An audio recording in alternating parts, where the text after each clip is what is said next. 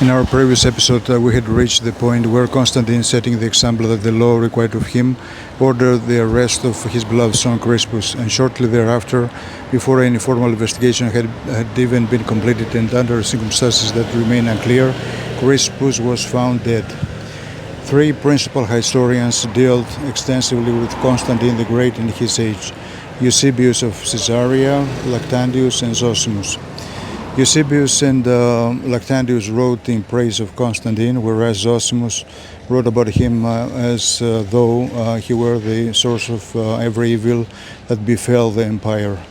Although Eusebius and Lactantius were contemporaries to Constantine the Great, neither of them makes any reference whatsoever to these events. Lactantius, moreover, is known to have enjoyed a close friendship with Crispus and is even described as his tutor. It is therefore exceedingly difficult to imagine that a man so closely connected to Crispus would have remained Constantine's friend, supporter, and admirer had Constantine coldly and unjustly murdered his own son. Zosimus, by contrast, wrote much later, approximately 170 to 190 years after the events themselves. He was not a witness to the age he described.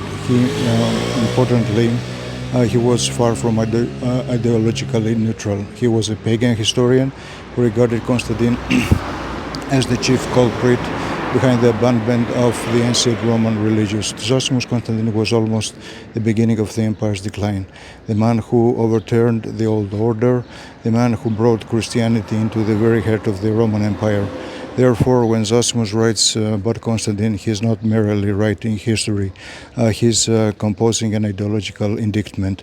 And precisely because his narrative is ideologically driven, it must be approached with the utmost caution.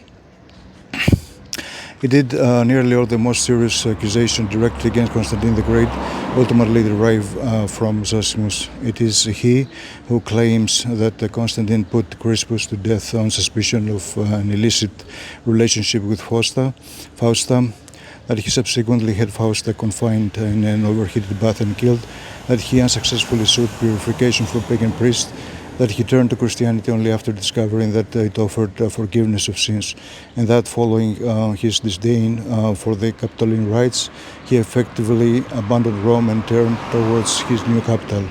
This is a narrative constructed with the clear structure of a moral drama: crime, guilt, false purification, abandonment of the ancestral religion, and the decline of the empire.